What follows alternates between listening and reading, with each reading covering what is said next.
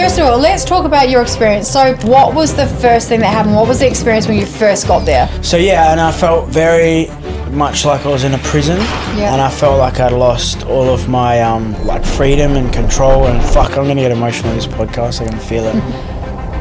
Yeah, that first day I looked around the grounds and I wrote in my journal on day one, I said, I literally don't know how I'm gonna fucking survive this. Like that's all I had, and the only thing that kept me going through every day was that if I can do this, I can do anything. Let's talk about your typical day. So day 2, what a typical day would look like for you. Hang on, before you get there, what was the first night's sleep like? Fucking horrible.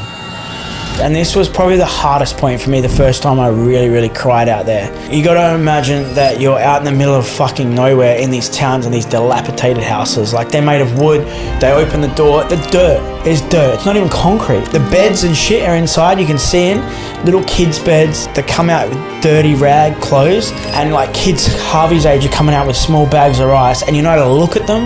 You have to look down, you're not allowed to fucking touch them, you're not allowed to thank them, you're not allowed to talk, and they're putting food into this bowl.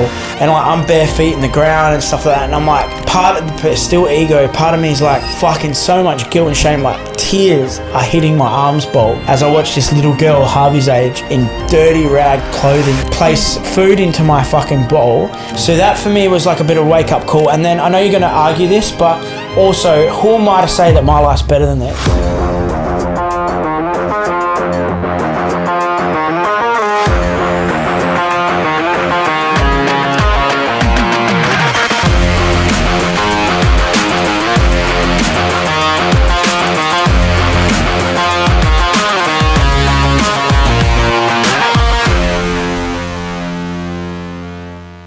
Guys, welcome to another episode of Spill the Tea with Kirsty and Beau. It's Beau and Kirsty.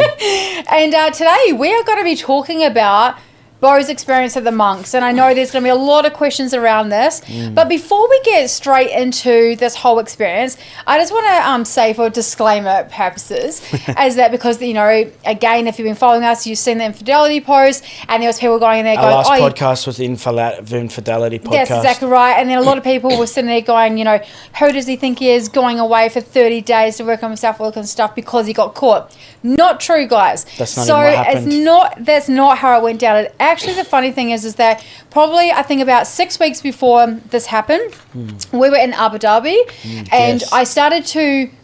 I know my partner very well. I started to see some stuff changing in him. I could feel the energy, and I said to him, why don't you go and contact Ash and go to the monks for 30 days? Maybe that's what you need. Because I just interviewed him about his experience. You had, yeah, and we knew all about it. And my thing is also is that I could see things. I knew something was coming. I could feel it. Yeah. I know Beau's patterns. I know his signs. And I was like, you know, I think that you need to go and work on yourself. And then, so we'd already had this booked in. And then the infidelity happened, which, you know what, is very interesting, because I feel, and so do you, that needed to happen, because that literally made you go all in when you went to the monks. Well, I literally said, I had a chat with one of my best friends, and he said, you know, I said I'm going to do a lot of more hypnotherapy on myself now, and I want to level up in so many areas, which always pushes me to do more inner work. But I said that I felt it while I was out there. I felt that I went so much harder and so much deeper and took it so much more serious and explored so many more things because I was out there on an emotional level. Yeah. You know what I mean? And the funny thing is, like, you know, the best mate you were talking about was Mick. And when I talked to him, because I reached out to him about what had happened, and he pointed something out to both of us, which we didn't actually know, which you used to call it something else. He said that Beau's super anxiously attached to you. And yet, Beau used to say, I feel guilty for going out by myself. And then it all of a sudden went, bang. I felt guilty about going out by myself, because I'm like, I'm all for him going out by himself. That's what I wanted. Like, I love my own space. And it was actually Mick that said this. And then it made sense. You're like, holy shit, I thought it was guilt. It's been the anxious attachment to you. I do have an attachment issues to a lot of things, and I think, like, with the ADHD symptoms that you get hyper fixated and obsessed on certain things, whether it's a product, something you want to buy, a car, you know, breath work, whatever. I get really hypnotized on it, and then you know, I do that with you. Like, even when you leave the room, I was noting myself, I just walk into the room and sitting on the couch, and you're like, what are you doing in here? I'm like, I don't fucking actually know. Yeah. And then I started to watch it happen. I started like following around the house, or like, you know, even go when to the grocery store. Yeah, and like, start messaging you. I would rather just go to the fucking grocery store, because by the time Beau goes there, he's run me 5 times to ask me questions. I'm like, just get the whatever cream you want, babe. You like your space as well. Yeah, and I do. I like being around people 24/7. That's exactly I'm like right. that little pit bull, no Staffy. I'm a little Staffy that's like at the door going, let me in, 100% people. Sapphire. You know, jumping on top of you. That's exactly right. So, all right, let's talk about your experience with the monks. So, you know, today we're going to go a little bit deep on these like questions. You know, he's been out for a couple of weeks now, probably about maybe 5 weeks. Yeah, we've done a lot of travel too. We went straight from the monks. I went from Chiang Mai.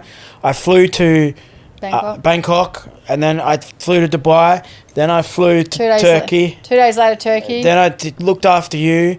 We through surgery. Then we went to London. Then we went to New York. Now we're in Austin. Then we're going to be in Miami. Then we're back to Dubai to run our retreat. Yeah, it's been wild. You know, and it's been a lot. And I think, like, you know, that's been hard for you to integrate and process through that as well. But first of all, let's talk about your experience. So, what I want to know is that when you got in that van, and you were, and they were in that van, and you arrived at the monks, what was the first thing that happened? What was the experience when you first got there? So that day, they stripped us, took all of our phones. Like there was nothing. Like, are you naked? No, like no, how stripped? They stripped us. Yeah, naked. Yeah. You were standing naked. I wasn't standing there naked, but they gave us a white shirt and a white cotton pants. Like, were you allowed to go and get changed by yourself, or were you just all standing there naked? To get naked. So it's not like a prison camp. No, but it was. And then they got a box, and you put all your shit in a box, and you weren't allowed anything, like nothing. You weren't allowed any personal belongings. And how did you feel in that moment? I was like, what the fuck have I just done? And like, I remember sending my last voice message in the van saying, love you, Harvey, good night, Harvey, the ones that you played to him every night. So just so everyone knows, like, I made Beau do 2 messages, a good morning to Harvey and a good night to Harvey, because then if he was feeling a little bit sad or down, I could be like, let's play Daddy's voice. And we're going to talk about what happened to Harvey while I was gone too. Yeah. So and I felt very much like I was in a prison. Yeah. And I felt like I'd lost all of my... like freedom and control, and fuck, I'm gonna get emotional on this podcast. I can feel it. That's okay. But you know, and I didn't know, and I was obviously, me and you had just gone through a lot of our stuff, so that was in heightened. So, you know, there was a lot of fear and anxiety and stuff like that, and they took everything of us, put us in white, and then they showed us where we were gonna eat and showed us where we were sleeping, and then basically said, here you go, here's your little tent outside, and we'll see you guys tomorrow at 4 a.m. and then just left us. I was with 6 other guys. Sometimes the groups are up to 20, and we're just dressed in white, and then, you know, you talk to, hey, where you from? We spoke to all the people, and then I laid in this empty tent and just stood out at the roof, and my brain just started going wild. We were on a thin mattress, like, I mean, wood. They don't want you to be too comfortable. You're not like pleasure, you know. You got to be like center. So that was really uncomfortable, and I was just like, what the fuck am I doing here, man? Yeah. So we went to the toilets. We had no toilet paper for a month. We weren't allowed underwear. Okay, let's talk about that. Yeah. So no toilet paper. Yeah. So what's happening? So if you've ever been to Bali or Thailand, they have the hoses, the bidets. It's like a gun. You shoot your butt with it. And then you use... Beau loves these. Like, I love when he a bidet. builds his own house, he will be having a Japanese bidet is like you sit on it, it sings to you, the water pressure's different. You can do sprinkle, jet. This is a typical guy just want to stay as long as he possibly can and is thrown on the toilet. Yes, and the toilet, that's our time. And then the toilet is soft and warm and heated and sings to you and all that sort of shit. But in Thailand, it's like a hose, like a gun, and you press the trigger. And you wash your butt with it, and then you wash your hands after, obviously. And then in Bali, they have like the pink handle thing. They use it like that. But Turkey's the best. It's just a switch on the wall, just a tap, and you sit, and it just projects straight into your butt. And when you're done, you've turned it off. Okay, and that's amazing. That's my favorite. But do you know what one of the monks said to me? What? This is what I don't understand about Westerners, and this made sense. If you had human shit on your hands If you had human shit on your hands and arms, would you use just paper to get it off? No, you'd wash it with water, wouldn't you? Yeah. If you had it. So why have a shit on your ass and then just wipe it with paper? And I bet most people's asses are fucking disgusting. So you got to, and because a lot of us, to be honest, I can tell everybody that Beau's ass isn't disgusting, not because I've gone in there and inspected it, but because Beau actually spits on his fucking toilet paper if he doesn't have a bidet thing, and then he wipes his ass with that, and all I can hear in the toilet is like a cheat code. Him spitting, then rolling of the toilet paper. He only does one wipe on one side. I know this is TMI right now, guys. Then he'll throw that in, and I'm not joking. This guy goes through easily half a toilet roll per shit. And that's why I'm always like, where the fuck's the toilet paper? So that's called an Alabama wet wipe. And over in America here, you can get dude wipes as well. So this is like really important. But like, if you're a hairy guy, have you ever tried to get peanut butter out of the carpet? Okay, so but like, it's hard work. Is it? But I wax my whole legs your and my butt. Your asshole's like clean and smooth, babe. Yep. Yep. Anyway, that was that's not where. Okay, so that was to all the monks listening to this podcast. Yeah. So okay, let's just talk about. So I got there, and I was just like, how were you feeling mentally? Like on the first day, I didn't know how I was going to do another 30 days. I did 35 with the monks all up. So for people who didn't know, and this is what I got a lot of hate on, I went out and spent at a luxury property out of Bangkok first for 5 days. I spent with which you got invited to. I got invited to by the monks personally. It wasn't part of the program. Yeah. They picked me up and they took me out. They did a podcast with me and all that sort of stuff because they're running documentaries at the moment on people, Westerners coming out and living at monks and how much it's improving or helping their lives living as a Buddhist monk. So they wanted to do a documentary on me, and then one of the first things I shared when I got out was about that experience. It was a luxury, huge bed, spa in your room, breakfast, lunch, and dinner, private chefs. If you know Beau, of course the fucking unicorn got a 5-star, everyone running around him. This property was amazing. Like, mate, you're meant to be there suffering, doing your fucking shit. And Don't worry, I suffered. But anyway, this joint was like super luxury. You had like big spas, you had Omsium, Japan, hot and cold baths, you had a private gym. Like the grounds were amazing, like 5-star, and you had like people go, here sir, coconut, like, and then the monks taught me how to meditate. I spent time with the monks all day, like, asking them questions, and like it was really in depth, really nice experience. But they followed me around with a lot of cameras there, especially when we went out to the temples and we did ceremonies. We did letting go of lantern on the full moon and all this sort of stuff. And a lot of people was like, this is fake and this is shit and who do you think you are? And like, there's a lot of shit. And I'm like, this isn't ordaining. That wasn't part of the ordaining. Also, guys, like, Instagram is like a 2% of your life. Maybe 1. Like, calm down. Let's not get too hot and heated over Instagram. The monks that are actually monks that live there, they still follow the monk rules. Like, they don't eat in the times, and they follow all of the 227 rules to be a monk. Precepts, they call them. But for me, I was like, who gives a fuck? You're not a monk. Like, you're acting like you're like an activist for monks or something. Like, I'm doing what they're telling me to do. You know what I mean? Not fucking. It's not like I'm out there making up your own rules and stuff. Yeah, I was like, what the fuck? So they wanted me to live exactly like that. Anyway, so we went from there out to here. Then we got in the van in Chiang Mai and we drove out to the monastery, which was like a few hours in the thing. We're in the depth of the mountains in the jungle. And yeah, that first day I looked around the grounds and I was like, I wrote in my journal on day 1, I said, I literally don't know how I'm going to fucking survive this. Like, that's all I had. And the only thing that kept me going through every day was that if I can do this, I can do anything. Mm. So there were a few really like heavy give up moments. Yeah. And day 2 was one of them. Day 2, I wrote down in my journal, like, I'm fucking out of here, man. Like, I can't do this. And one of the huge culture shocks for me was you start off as a lay person, which is just an original, like, Buddhists follow 5 rules: don't steal, don't kill, don't lie, no sexual misconduct, and no intoxicants, which is drugs and alcohol. So those 5, that's it. You can do anything else. And Buddhism isn't a religion. It's a way of life. It's a lifestyle. A religion is usually, in a dictionary, I think it's something like a higher-powered supernatural god or being that isn't real, and they follow them and they have a higher power. So can I understand, like, as a monk, what is the difference between Buddhism and monks? So is that the same? Like, does the monks follow that religion, or like, how does this work? There were bhikkhus back in the day, which means women could ordain, but in Thailand, women aren't monks anymore. They just don't have any women monasteries. But if you're a monk, you follow 227 precepts or rules, and some of them are crazy. We'll go into them. Like, you're not allowed to tickle. That was like one of the rules. You're not allowed to dig a hole. You're not allowed to climb a tree. You're not allowed to smell a flower. Like, everything was like... So just completely centered. No pleasure, no up, pleasure. No down, no... One of the main things... Just completely middle ground. One of the main things monks live by is that absolutely no pleasure. So you're not allowed to masturbate. You're not allowed to have sex at all. And a funny story, one of the guys that ordained as a monk, one of the Westerners... He was out there for a few months because you can stay out there for as long as you want. I just did the month program, but some guys stayed back that I was with as well.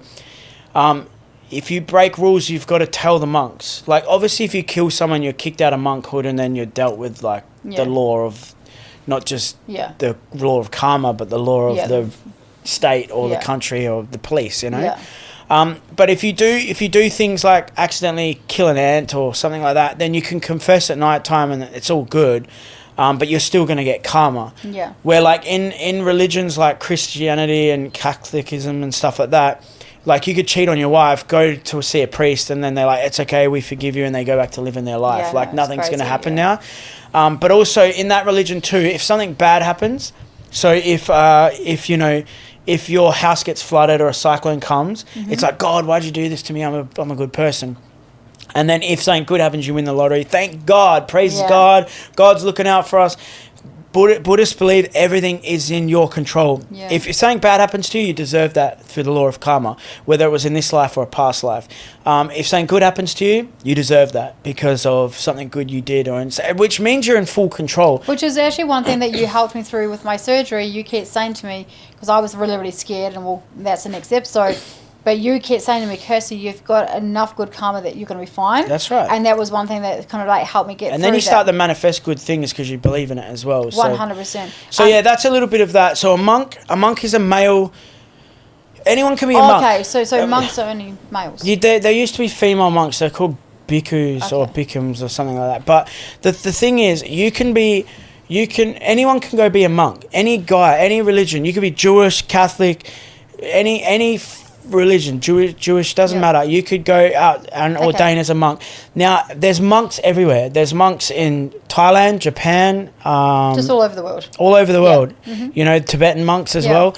They all follow... We just seen them in New York. Yeah, remember, we've seen New York. Yeah. And Perma store. Yeah. So all monks follow slightly different rules. Okay. Very, very slightly. I believe the monks are in Japan are like a little bit more fun. I believe they're allowed to have sex with women and they're allowed to drink alcohol and stuff like that. Okay. But yeah, the monks. So for me, I was a real monk. Yeah. And I ordained in a monastery that they run these programs for specifically so Westerners can come and experience this because the monks are a dying thing too. Like, people in Thailand and a lot of Buddhists now don't want to because there's so much pleasure in the world. They're like, why would I want to go and ordain, you know? Yeah. And ordaining, which people don't understand, is a lot of monks will ordain when they're 18. On their 18th birthday, they'll go out for a monk and just ordain because their parents want them to. Yeah. They're like, you don't have to be a monk forever. And then they could come back after that and then, you know, a couple of years later, they might find a wife and have some kids and then go... you know, then you might want to go back to a later. They might want to go back and then do a year. Okay. And then later on, so some monks ordain for 5 years, go back to lay life, like normal life, and be the father and kids, because you're not allowed a family when you have a monk. Yeah. Now, if you see monks out in the street in Thailand or like on a plane or in New York, those guys have ordained for at least 5 years. Okay. You're not allowed to go outside the monastery by yourself. Without the orange suit. That's right. So when I left, I derobed. Yeah. So I'm no longer a monk. Yeah. I can go back and robe without doing everything now. Okay. Like I've got the... Because you've like got I'm on the system and everything. So I can go back. I could go to a different monastery and there's over 10,000 temples in Thailand, or 30,000 actually, and only 10 speak English. Wow. So that's why they've created this one, and they've got all these like really high experienced monks in there so they can teach English. Beautiful. Because a lot of people want to learn Buddhism, but there's no English, teachers. Yeah. So basically you can ordain and derobe at any fucking point in your life that you feel. Some people are out there and I'm like, how long are you going to be out here? There was a guy from Italy, he was only 20 and he'd been in there for like 6 months. And I said, when are you going to leave? And he goes, day by day. That's awesome. No idea. Wow, interesting. Yeah. All right, so let's talk about your typical day. So day 2, what happened? What time did you start? Take us through what a typical day would look like for you. So day 2 was our first full day. Yep. Day 1 we just went to bed, and basically from day... Hang on, before you get there, what was the first night's sleep like? Fucking horrible. Was it scary? Yeah, man. So we were there in raining season, Yeah. and there was like thunderstorms at night time, Yeah. and because we're so high up in the clouds, the thunder was that loud, and the lightning just lit up the tent. I was like trying to sleep, blocking my ears, because the thunder was that loud, and my tent was shaking. And there's venomous snakes out there. There's huntsmen's big. I thought Australia had big spiders. We had dinner plate size huntsmen's on top of the fucking tent doors. No. And you're not allowed to kill anything. And I said to myself this one night. I went to my tent and there was a huntsman the size of, and they have tarantulas too, proper tarantulas. Yeah, get the fuck venomous outta snakes, here. bats. You wake up to bat shit on your tent because the bats are above you, making noises and screeching. And there's these little fucking crickets. They're like this big, right? They're about 10 centimeters long. That's not fucking little. That ain't little, mate. See, like it's like a grasshopper thing, Yeah. and they rub their knees together and they create this high pitched frequency that gives you a headache, and they bury themselves outside of your tent. Anyway, I placed a brick on one of their houses one night, and I said, and the guy's like, "You're gonna get bad karma." And I said, "I didn't kill it. I'm a monk, and I'm a pure monk, and I've got a lot of good faith and stuff to do tomorrow, so I need to get sleep." So his bad karma is that he's keeping me awake. Wait, that's so funny. Yeah. So basically, yeah, like my sleep, I'm a good sleeper. I didn't sleep well out there at all. I only had really a couple nights. And we went to bed at 9 o'clock. Sort of thing, and then we're up at 4 o'clock in the morning, and man, like... And no distractions, no scrolling, no TV, no comfort, no nice, comfortable bed. And coming from Dubai and being stripped from all of that, in that moment, how did that make you feel? Knowing that you've come from I'll run through the day first. Yeah. So I'll run you through the day, and then I'll run you through how that was. But basically, every single day, there was no... I think Sundays we missed one... class so we could meditate by ourselves or have our own time. But basically what happens is you're woken up at 4:30 in the morning by a gong. the big ass one. You'll see a photo of me in it. I'm not talking about a little gong, I'm talking about a fucking one the size of Boom. me. Yeah. Boom, and it vibrates through and you can feel it in you when you wake up. And so we wake up to that. 5 a.m. we go down and we chant. We chant for about 15 minutes in an old Pali language that comes from, back in old Buddhism. It's not Thai. And C's sound like J's and E's sound like A's and like everything's backwards, but we learnt it. Yeah. And then we had subtitles, and every morning we would chant for 15 minutes. And then... So what does chanting mean? Chanting is like... Do a little chant for us. Yo so bhagavato arahato, like that. Cool. Yeah, like in a deep voice. So not like a normal chant. It's like a low voice. Yeah. From the voice box type thing. Yeah, yo Vibration. so bhagavato. And the monks aren't allowed to sing either. They can only say 3 words in singing. So when they sing happy birthday, they have to stop and start again. It's really weird. Because singing is pleasure. And monks believe that a mind that doesn't need anything at all has everything it needs. They believe that craving is suffering. If you're craving fun, if you're craving pleasure, if you're craving love, if you're craving anything, it's because you're trying to overcompensate for sadness, right? Think of it on a weight scale. Wow. Like someone who drinks alcohol or is addicted to drugs or something, they're overcompensating for some sadness, right? So let's put it on the other end. If you're walking and you need a whistle, you're overcompensating for something tiny inside of you that's not met to an expectation. Yeah. So when they're center, it means they want to hit a place called Nibbana, which means you could get a phone call that says, hey, your mum's just died in a horrible accident, and they feel nothing. Someone could ring you and say, hey, you just won $10 million. They feel nothing. It's sort of like what you were talking about in the last episode about being center. Yeah. You don't need anything to lift you up, or nothing can bring you down. Yeah. They read reach a huge part of that, and that's why they don't do anything. And monks, I'll go into how a monk lives after, but basically let's talk about the day. So 4 o'clock in the morning, we chant, and then we meditate for an hour. Then we do chores. Then we have breakfast. What are chores? So you have to clean the toilets barehanded, no gloves, fucking a little sponge thing. So isn't that unhygienic or no? Can you get sick from this? I don't know. Well, you were out there doing it, so you just had your hand in shit and cleaning Well, it. the toilets were pretty clean, to be honest. You clean them yourself after. They don't have the brushy things. Can I say, were the toilets pretty clean because you guys knew that you're going to have to get your fucking hand in there and clean that shit? Also, you didn't have a brushy thing. You had a blue cloth on top of the toilet and used that. But like in Thailand, the water, and I think it's in America too, the water's so high that when you take a shit, there's no shit stains. Does that make sense? Because it's just sitting in the water. Because it sits in the water and then you flush it. Interesting. In Australia, our water's so low that your shit goes all over the bowl. I don't know. Yeah, that's interesting. Okay. and then when you said meditate for an hour, what does that look like? And what was the first session you had? How did that feel? 1 hour of meditation. So I learned how to meditate with the monks before at that luxury property that I went out to. And they taught me how to meditate. And I've done a lot of breath work and stuff, but meditation, the way they meditate, is on a whole nother level. And guys, this is meditation without music. No, that's what I mean. So I've actually changed the wording to what we do now. Yeah. I believe what we do is an activation. Yes, an activation. Meditation is nothing. Yeah. And in my 9 pillars of life, in one of my courses with We Breathe Success, it says sit with yourself for an hour with nothing, no music, no looking at anything. Yeah. And I did that before I went into the monks. Yeah, you did. So my thing is this. An activation we do a breathe in, hold your breath, reach your hands up to the sky, feel that love, feel that confidence, feel that happiness. Now shake it off. Shake off that energy, that bad energy, those limiting beliefs, anything that's no longer serving you anymore. Hold your hands onto your heart space, feel your heartbeat, take a deep breath, feel even more love bursting through your heart space in your, like that's, you're activating things in your body. I'm playing music through that. I'm speaking loud. So this is like sitting in nothingness, right? Yeah.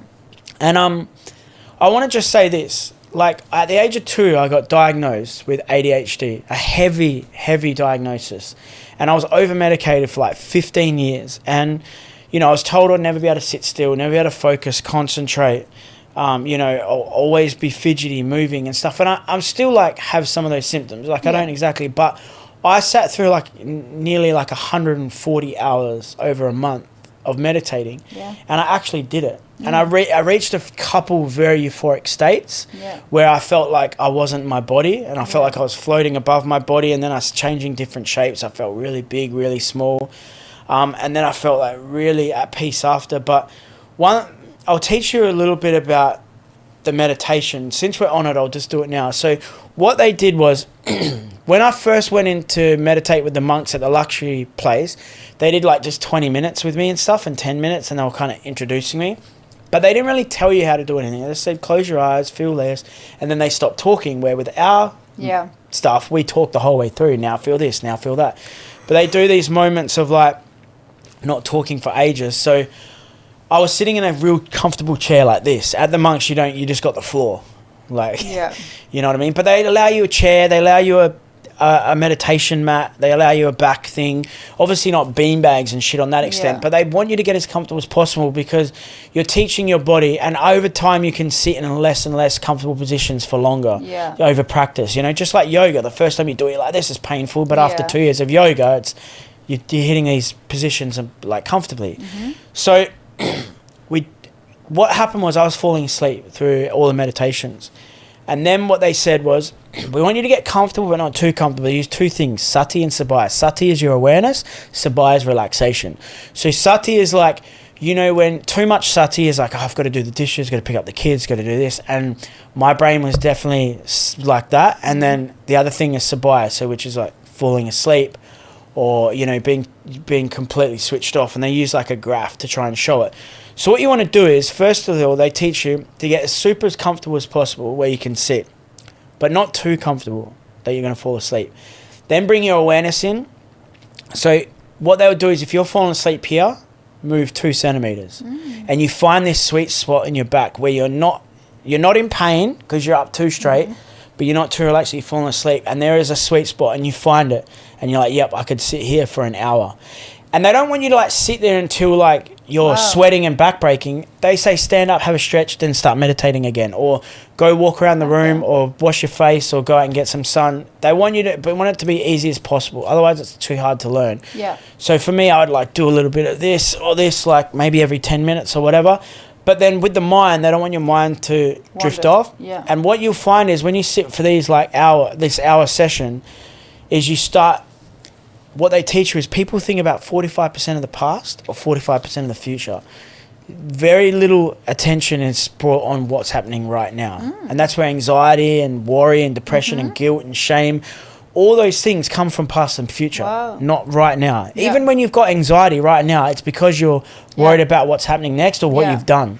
It's not actually present. Like present is like this second right now, not what's happening in a minute, not about to walk up on stage in a minute. That's not right now. Yeah. Still worrying about the future. So that's something that they teach, complete presence. That's interesting. Yeah. So Sati and Sabai.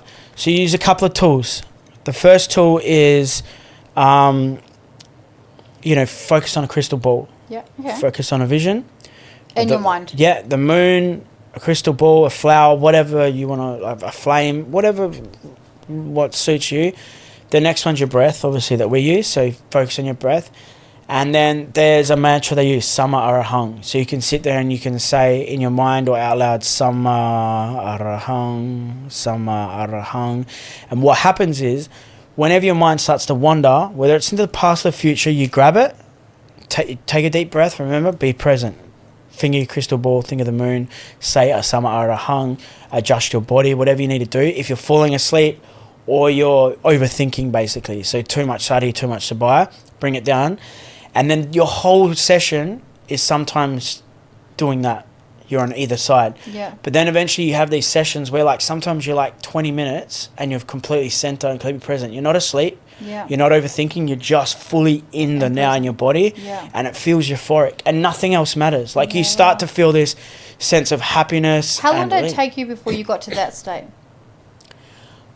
Probably in the first week. Okay. But we were meditating like 4 hours, 5 hours a day. Yeah. And every single meditation was different, just like breath work, just like our activations. Yeah. Sometimes, like, especially in the morning. So what they do is when you have a really good meditation, document what did you eat, what didn't you eat, how much sleep did you have. So my best meditations were the 9:30 a.m. because I would have a sleep after breakfast. I would have eaten. I would have went to the gym. You had a sleep after breakfast? Yeah, I slept every day after breakfast. Okay, so, all right, let's go back then. Tell us, like, without going into all the details, but tell us what your day looked like. Yeah. Okay, do that again. Yeah. So 4:30 a.m., gong goes off. Yeah. 5 a.m., chanting and an hour meditation. Chores, which was like sweeping the meditation room, outside, the dining hall. Like we all rotated different chores, the toilets, stuff like that. And everyone hated the toilets. But I was like, I didn't get the toilet job. Really? I got it missed, on the board.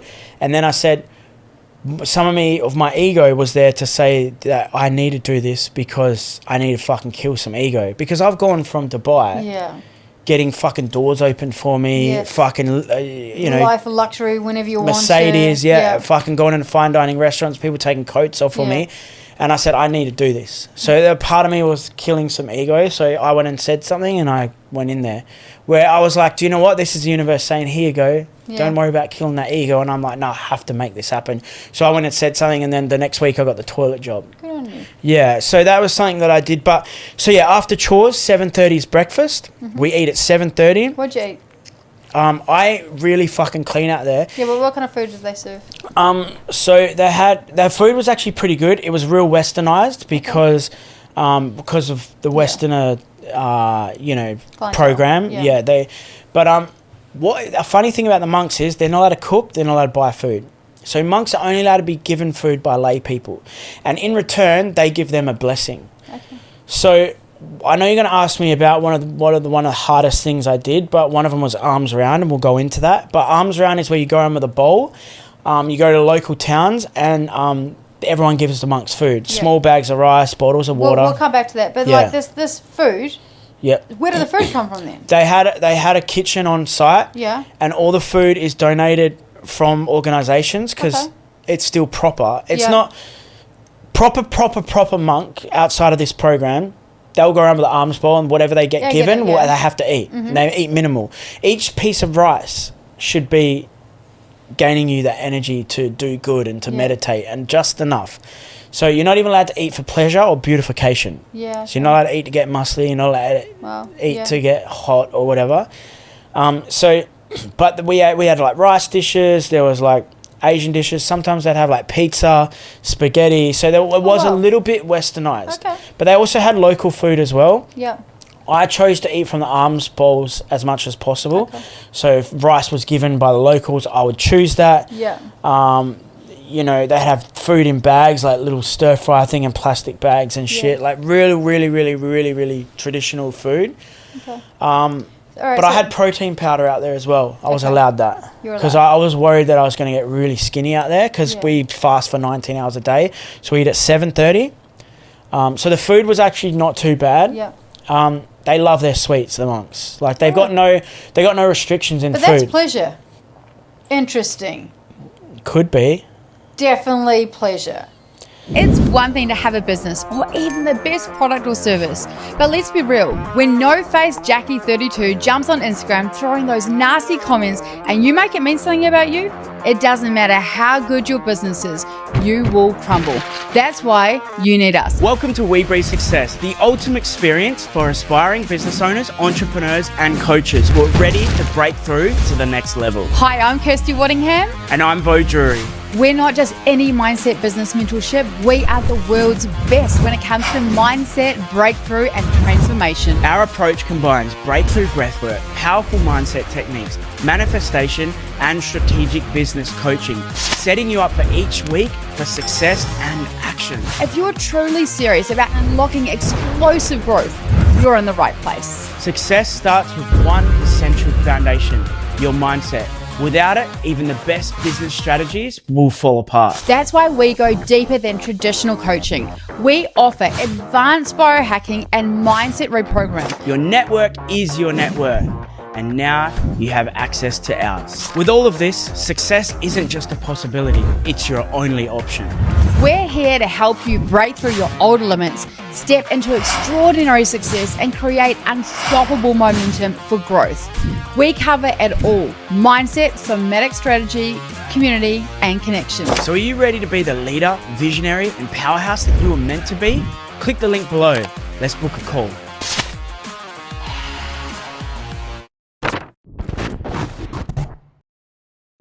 I see what you're saying. Yeah. But monks eat whatever's given to them. So if they eat given biscuits, they'll eat them. If they're given Oreos... Okay, but it's pleasure. Sugar. But you're not allowed to eat for pleasure. You're allowed to eat for survival. Okay, but sweets is not survival. But it's what they have to eat if it's given to them. Given to them. Yeah. Plus, like I said, this monastery is a little tiny Are they putting in, like, to orders, like, hey, I really like the sweet stuff, like... hook me up with them because I'm only allowed to eat that. Well, the monks do orders once a week, and they, like I said, they try and make this place a little bit more comfortable for the Westerners. So there are Oreos and shit like that. I didn't eat anything. What the hell? There's Oreos. There is. Yeah. Monks have got Oreos. Yeah. What the? I didn't eat anything like that while I was out there. Not even one. I had like one of those Hello Pan things. See?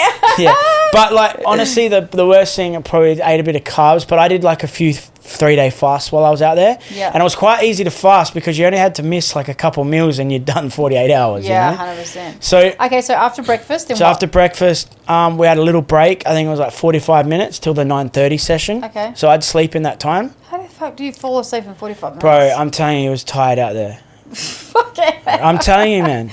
You were tired? Yes. Isn't that interesting? Because you are doing nothing, like you're just consistently, but your mind is working overtime. That's right. Your body not so much, but your mind is. That's it. Okay, cool. So you had a little nap? So in a little nap, 9:30 a.m. we'd go in and we would do an hour of meditation, and there would be some like teaching about the Buddha or Buddhism, or like, you know, we'd go back, and it was really cool. So like, you know, learning about the law of karma was really good. Learning about some of the old stories of how Buddha came to be and what his teachings are.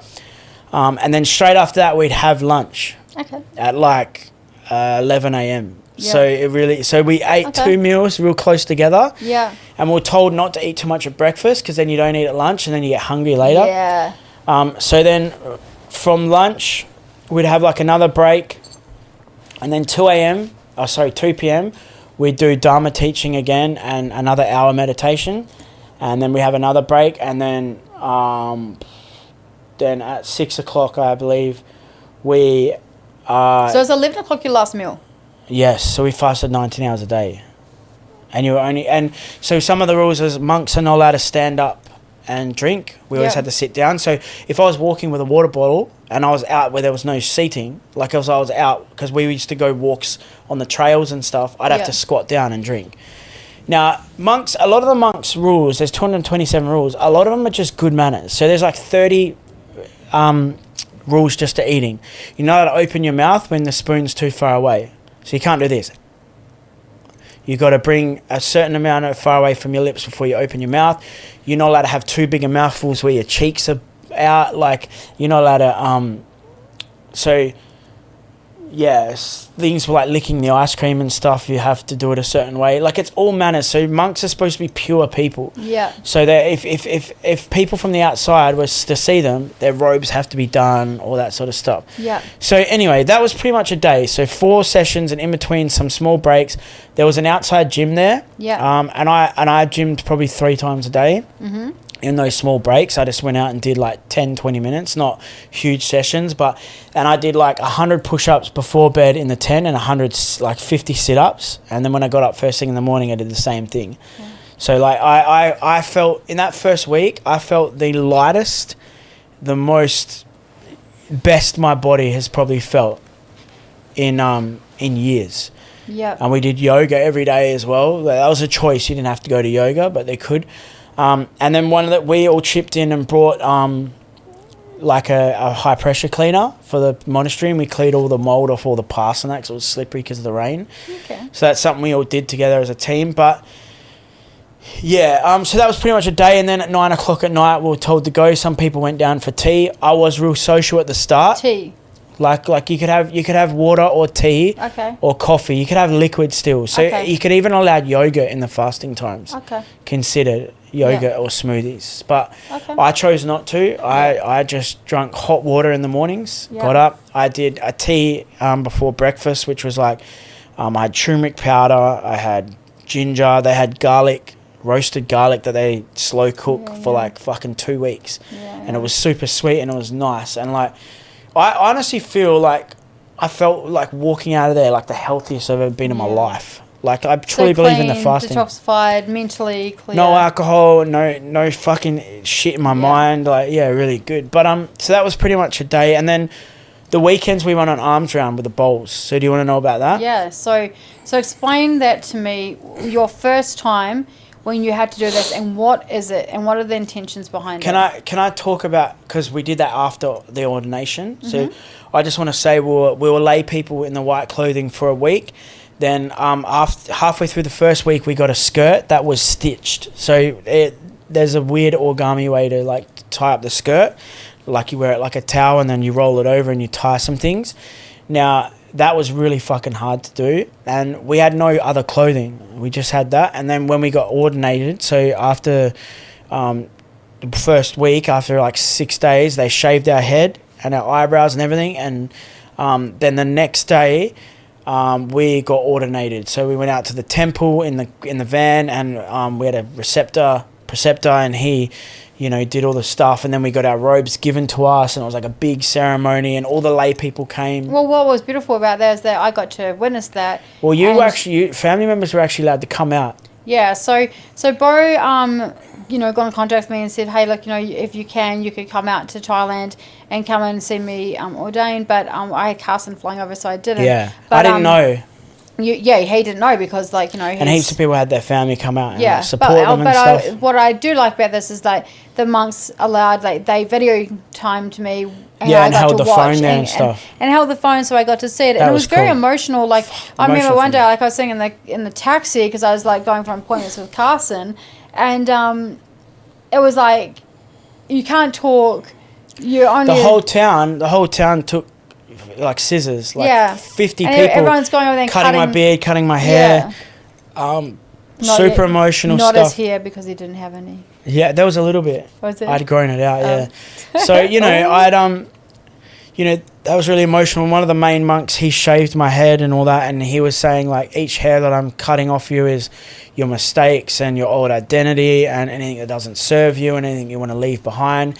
And also by removing all the hair, you're removing your identity, you're removing your attachment to your looks and yourself, which really makes sense. So that was super emotional. You're very emotional. Super emotional. And also, like, seeing you cry and go through all that and not being able to, like, love and support you or hold you or talk to you. It's hard on both sides. Like, you don't have that person to, hold you. Yeah. And then, for me, I can't protect you or hold you. So that was interesting. So we did that the first day, and then the next day we went and ordained, so we got our robes. Now, these robes, they were heavy. There were like 6 pieces to it. So you had a G1, which was that's like your piece that comes over, and you wear that in like ceremonies. You've got a top belt and a lower belt. The top belt was like full on origami shit, man. Like crazy origami to put on. The skirt was completely open, so imagine like a towel, but way bigger. And then the G1, and then you had like the shirt piece and another piece as well, a sakati. So that you just brung around with you. It had to be within a few feet from you. It wasn't allowed if in the morning time. So if your sakati, which is a part of your robe, wasn't a few feet with you in the morning, you had to reconnect with it and do a ceremony. And so many people would forget it. Like if you walked a meter away from it and you forgot, and someone's seen, you would have to now reconnect with that robe for a full ceremony. Like it was crazy, some of the rules. And for me, one of the breaking points were like day 2, I was like, I'm fucking out of here. Like I couldn't deal with it from some culture shock. And I'm going to go into that. But these sort of things, while it was so hard, was like, I'm in the bathroom at like 4:30 in the morning trying to get this robe on. I'm not good at folding, like washing. I'm not good at art, anything like that. Music, I'm great at, but this sort of shit.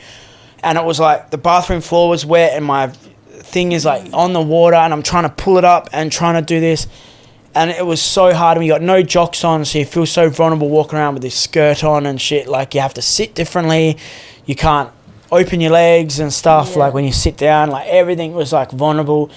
And I said, after I ordained as a monk, I said, this will be the reason I leave. Because I was in tears one morning because like I was so tired. The days were so much. Like, yes, we meditated 4 hours a day, but it was so much on the body and the mind. Yeah. Like I was so fucking defeated by the end of it, which I'll go into. But just going back to like day 2, I was like, I'm fucking out of here, man. And that was because of a culture shock.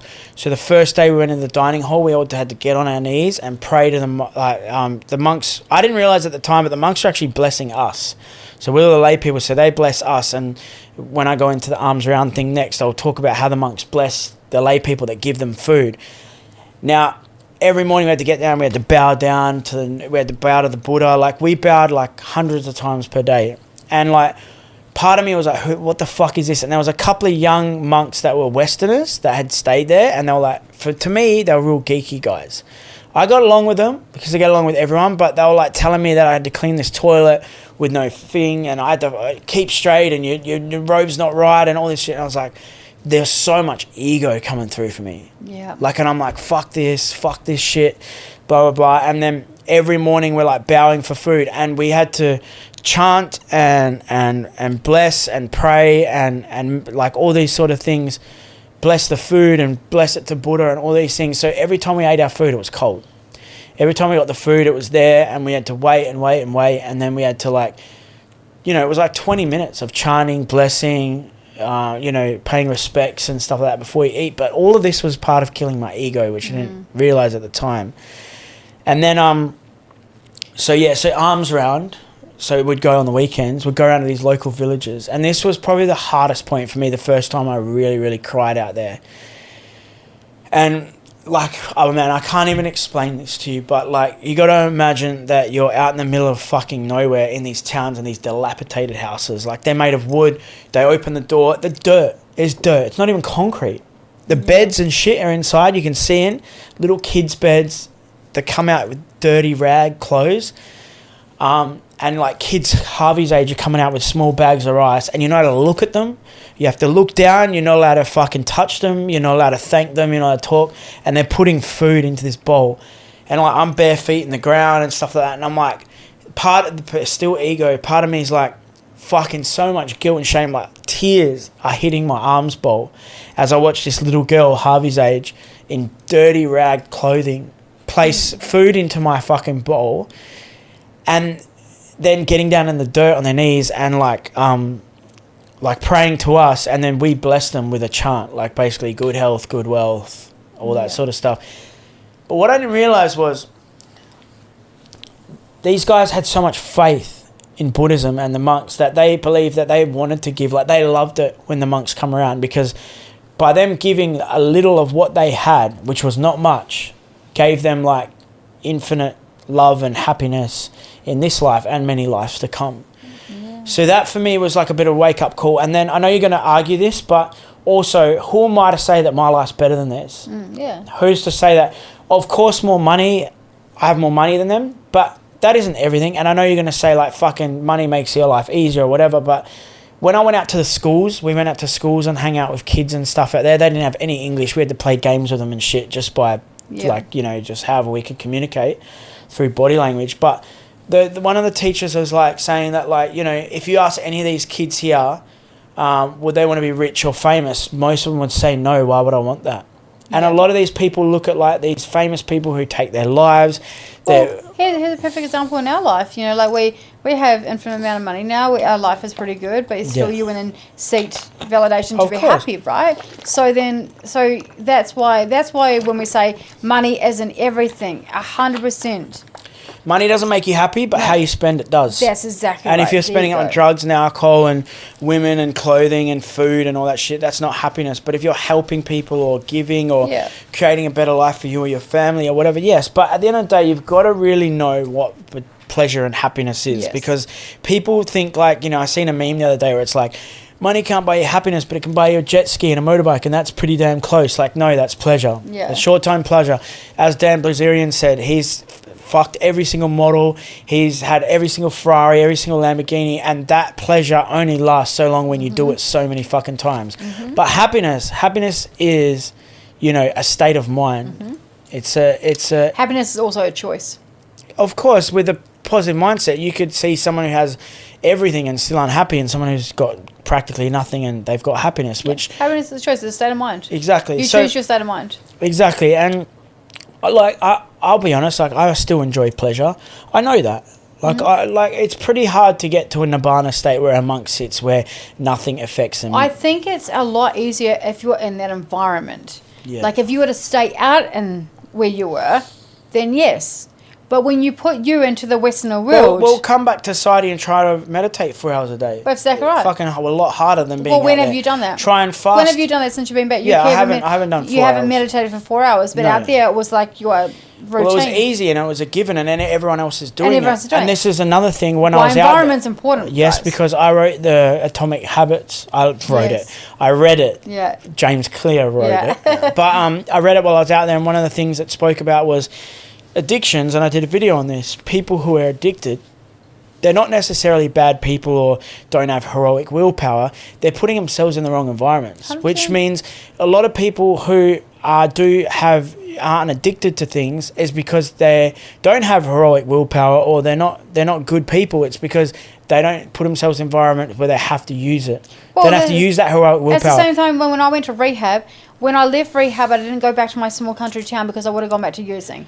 I stayed out. I changed my environment. So that doesn't mean that you bet addiction. It means that you placed yourself in places where it'd be easier for you. And this is exactly why we talk about with women or with food. Just say you're trying to diet and you've got Oreos in the cupboard and you've got chocolate in the freezer. Exactly right. It's going to be easier if you don't buy it and don't put it there. Don't put it there. Then you not have to fight temptation later on in your life. And this is where it comes back to people who it doesn't matter if they're here or here. These people aren't any better. They're just better at putting themselves in different environments. So, so there was that. The alms bowl thing, that was really, really fucking hard. When was like one... through the whole time, so I know that day 2 was like, holy fuck, like how am I going to do this? What was like one of the hardest days when it literally broke you? So obviously we had our stuff and we weren't talking. You know, like you can't talk out there. I don't have my phone. I don't have anything. And your mind starts to play tricks on you. It really does. And it does this in the real world as well. And there was times where I was like really, you know, because I was doing a lot of meditation and I was feeling healthy and I was feeling good. And like, don't get me wrong, that was all nice. But then I'm like, my outside world, like, I was unsure.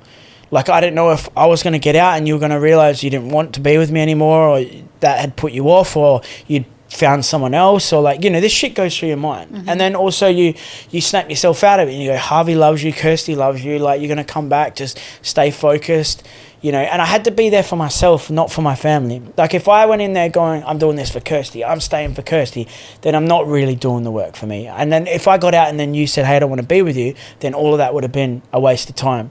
And then I would have been hurt and broken. Mm-hmm. So I knew at one point in my life, I actually had to disconnect from my family and be okay with you guys not wanting me. And I think I had to get myself there, because I had to go, I have to love me.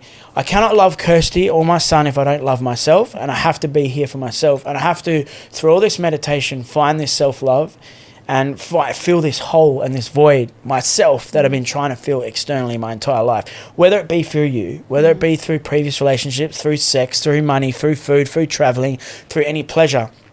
I had to remove all that and fill the hole with my own self-love. And there was a few really dark moments there where I would, you know, be like, fucking, this is it. Like, Kirsty doesn't want me. I feel it. I felt disconnected from you.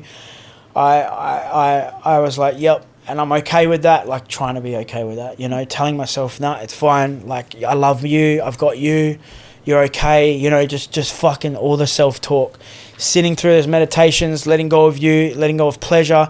And there were points of me where I was like thinking about Turkey and thinking about business, and I had to bring myself back to present.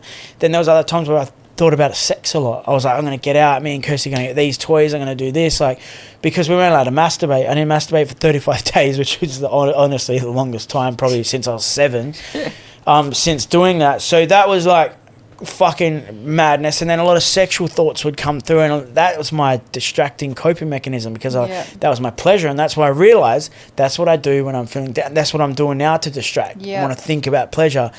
And then I had to push that out and bring myself back to center. But one of the hardest times was about 2 weeks in, and I'm counting down the seconds at this point. Everything's becoming repetitive. Like, the day, you almost feel like you're going insane.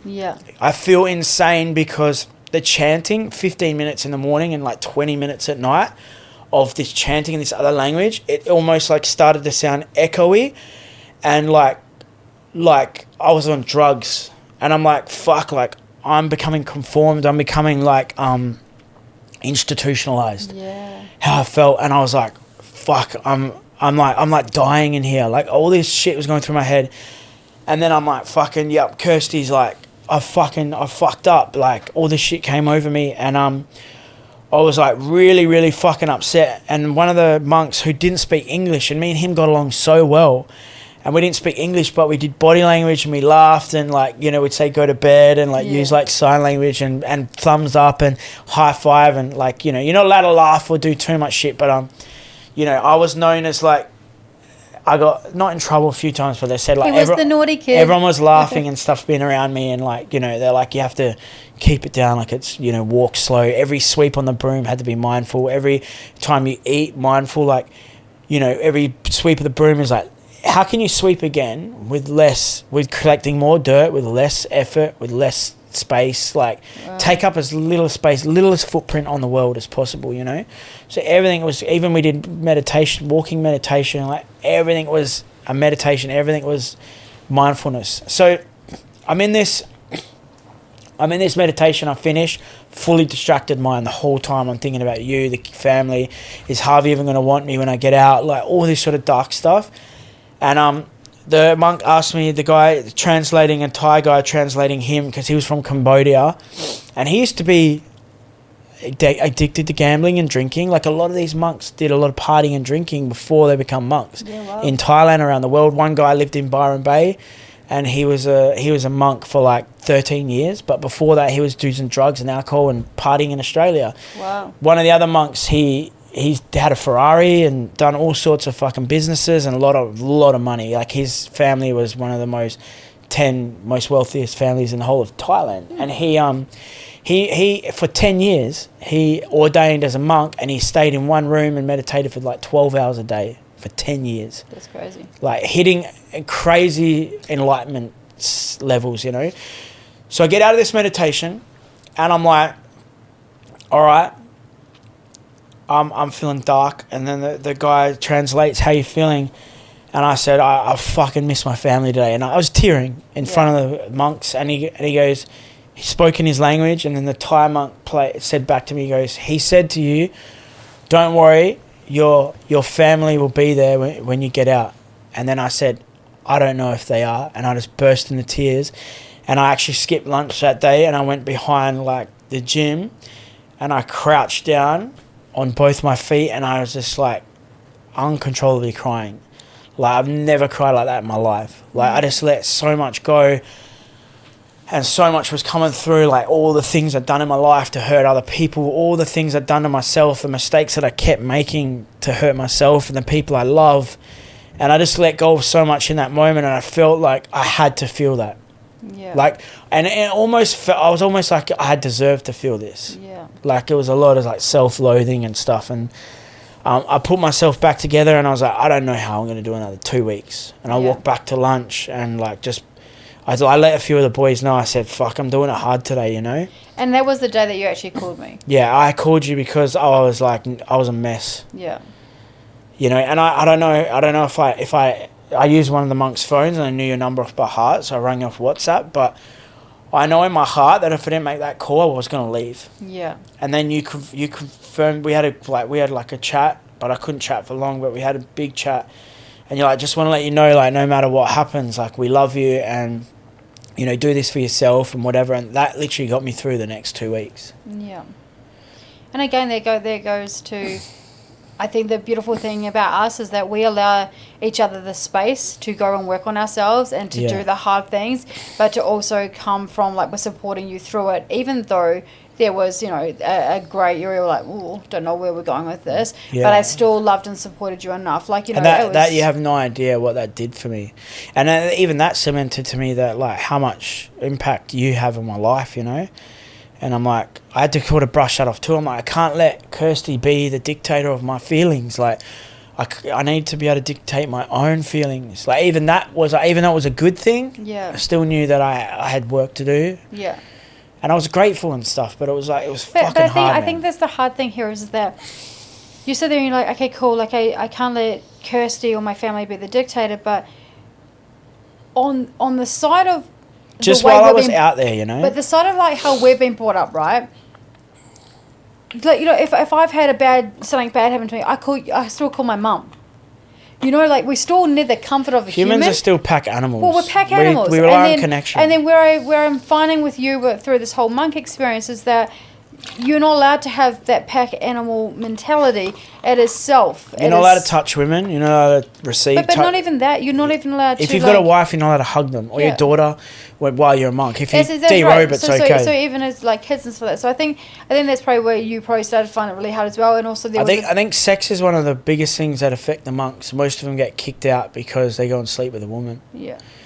Even if it's their wife, it's wrong. So I will say this: I agree with 90% of the way the monks live. Like, I got so much out of it. Yeah. You know, my diary, I filled up 2 full books, man, of writing, and I've never done that before. And I've learned so much more about myself. And what do you think was the biggest thing that you learned about yourself?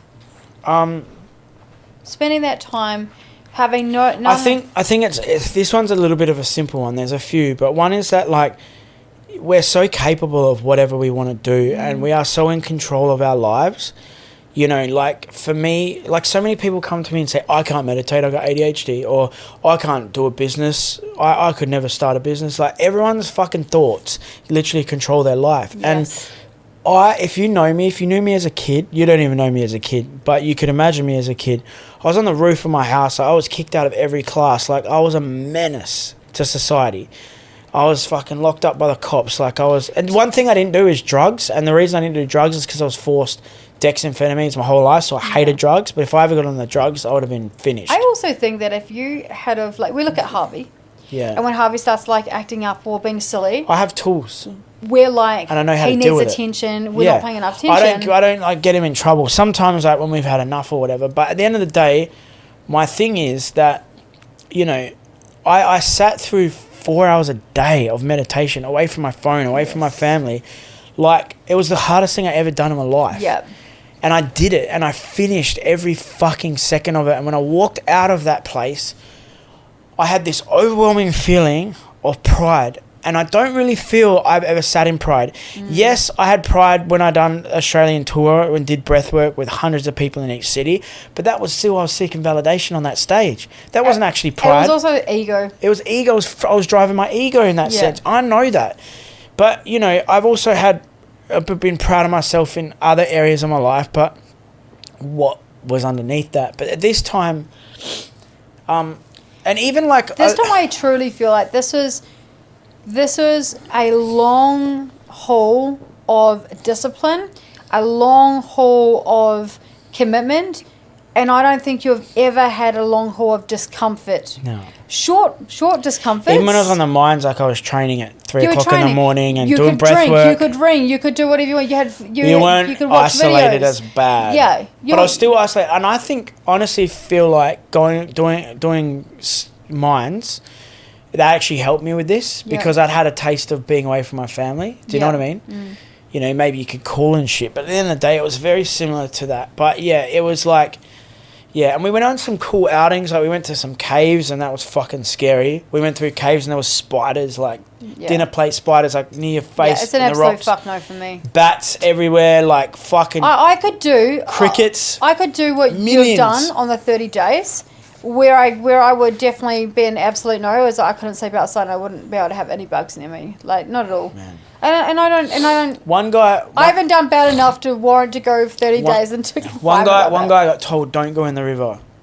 He went in the river, and he got bitten on the ass by a fucking venomous snake. What? And then he pulled the snake off of his ass and it swung around and bit his arm. What? He passed out. He shit and pissed himself. They just got him to the hospital.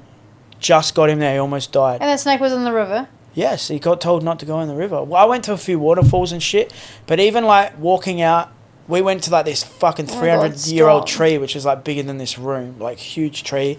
I was shitting myself out there because one thing I don't fuck with is I was shitting myself because I didn't want to get fucking bitten by a venomous snake. They also got fucking crazy spiders and shit out there as well. Yeah. I got no interest in fucking with the fucking nature, man. Yeah, that's exactly right. I'm in their territory, So I don't swim in the ocean because of sharks. I'll go in a little bit, but I don't go out. I don't fuck with that. Would you recommend people to do this? I think every single male in this world should ordain at least once in their life. Yeah. I'll probably do it once a year. Yeah. So I'll probably head back, maybe September next year and do it again. Maybe even invite some of my friends out there to do it with me. Maybe Mick and Dan and shit. I think that would be so hard to do with your friends. Honestly, guys, it was about $900 Australian.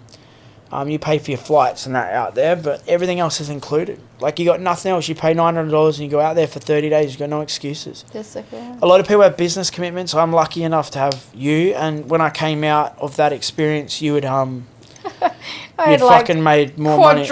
Oh my God, I couldn't believe it. Quadrupled. But do you know what's interesting? Because I always said that I'm more self-driven by myself, and that I always felt like you started. I've always said. You the day I left, you completely started a routine of diet and business and meditation and breath work. And do you know what? Through that time, for everyone Being a else, mum. on the other side of this, I loved my routine, and I loved being a mum, and I loved having the business, and I worked less in the business. The business flowed so much better. We made way more money in that time than we had in the whole time of We Brave Success. We literally brought out a second company. It just absolutely exploded. The month was just fucking huge, over $100,000 month. It was actually, I think, nearly $150K month, and that happened, and then I felt happy. I felt, like Well, you just put your I got to fill up my mum cup. Yeah, you've taken hubby to school. Also, I was a single mum for majority of my other two kids' lives. So as a single mum, you have to put things in place, and I was super organised. You actually enjoyed it. When I have Beau takes care of the house and Harvey, so I'm really lazy in that area. When he wasn't there, I had to not be, which I think made me a more proficient mum. But kind of scared me as well, because I thought, one thing you used to say when we first got together is you go, just remember, I want you, I don't need you. Yeah. And I'm like, well, that doesn't make me feel good as a man, because I want to be needed. I want you to be able to need me. And you've gotten a lot better at that. Like, you now say, like, I need you to help me with this and do this. And, like, you've dropped your ego a little bit there, where, like, even when you're fucking sick, and the next episode's going to be about your time in Turkey and the surgery, but, like, you're like, don't worry, I got this, I'm out of bed. And, like, you're not supposed to be moving, and you've fucking gotten up and walking across the room to get a bottle of water, and I'm like, fucking why? And you end up bursting your stitches, and you fucking titty. But, like, my thing is this, like, you don't allow me to feel needed, because you're so self-reliant, you're so strong, which is great, and I look up to it. And many people look up to you for the strong woman that you are, but then I'm like, I said to you, Kirsty, fucking allow me to look after you, like, please. And then you're like, then you would set me up to fail by doing something and be like... I did not set you up to fail. You failed on your own. But anyway, and then you put that pressure on yourself and then on me, and then, like, I think, again... But you've even said... You up until me, you've never relied on a male, because they've always let you down. I've never been able to rely on a male. You've never been able to. And that comes also from my dad. Exactly. My dad came into my life, then he left me, and, so there's a lot... And then he came back in, and then 2 baby daddies, so I've never been able to, but... And I'm not perfect, but I'm pretty fucking good in that area. You're a fantastic dad, you're a fantastic partner, and the fact that you help so much. Yeah. Like, and I love helping. My friends complain about... It makes me feel good. My friends complain about the house being unclean, that their partner doesn't cook or clean or look after the kids or attentive. I don't have those issues. So when I listen to my friends, I'm like, okay, I love Beau. Yeah, like, he's amazing. I did text another girl some inappropriate shit, though. You did do that, yes. But, like, in regards to the other stuff, like, he's phenomenal.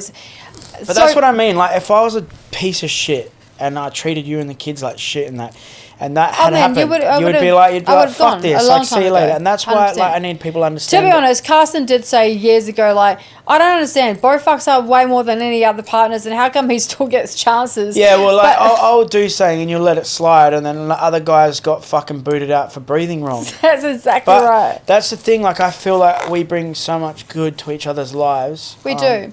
Yeah, but just back on the monk thing before we wrap this up, like, yeah, I recommend it. There's a lot more. Like, if you guys have questions for me, send me an inbox or message me, or I've shared a bit of stories online. But I feel a lot different since going. I believe meditation is so much more important, and I've gone so much more deeper than doing all this breathwork activations. But I really believe that meditation is one of the gateways to finding true happiness and abundance of enlightenment and peace within.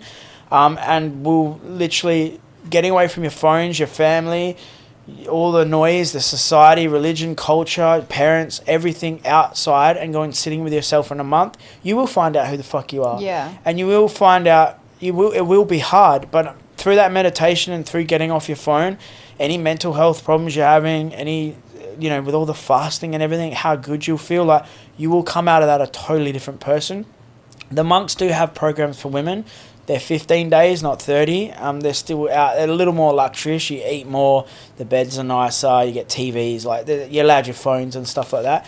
I recommend women to do that too. They do have the luxury locations as well. If anyone's interested, like, at all, and you're listening to this, send me a fucking message on Instagram. Like, I'll hook you up. The monks. One of the monks is about to do a masterclass for us, and we're talking about doing a collaboration retreat with them. So our breathwork and our mindset and business, plus their like knowledge and wisdom and meditation, and mixing something together. So that's something we're going to bring out.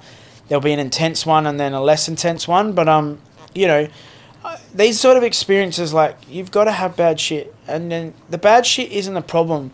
The problem is how you deal with it or how you repeat it. But also, you need uncomfortable shit so you can go and change and do something. That's right. Nobody grew and changed when things were comfortable.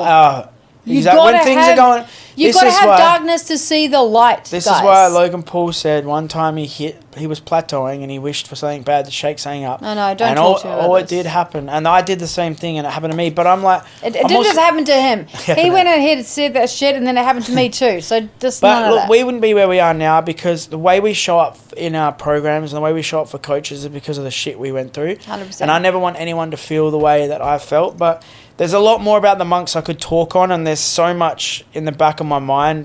But bringing this up and talking about this is very emotional, and it's not saying that I want to like shove away, but it's personal though. It's personal to me, and it was just such an experience. Like it's almost like you come out of it, and it's such a big experience that you just can't talk about it. Yeah. Like I can't put into words on how much... It's a bit like when you do breathwork for the first time. Exactly. And you're trying to explain to your family and it doesn't make sense. That's right. And it's such a euphoric transformational All you can just say is, I just feel like I'm different. It's changed my life. Yeah. And also it was like 30 days. So unless I'm going through my journal, there's so much learning, so much I've taken away unconsciously that's there. And like, you know, we've been traveling so much. And I got asked Joe Rogan a question last night, which was it last night or the night before? That was fucking amazing. That's right. Yeah. So anyway, we're going to wrap this one up. Thanks, guys, for listening. As I said, if you have any questions, please let us know. Like, follow, subscribe, and give this a share if anything resonated to you. And if you're a guy listening, please go and ordain with the monks. Reach out to me and I will hook you up. It'll change your fucking life. Make that decision for yourself. Have a beautiful day and thank you for listening. Peace. Let's go.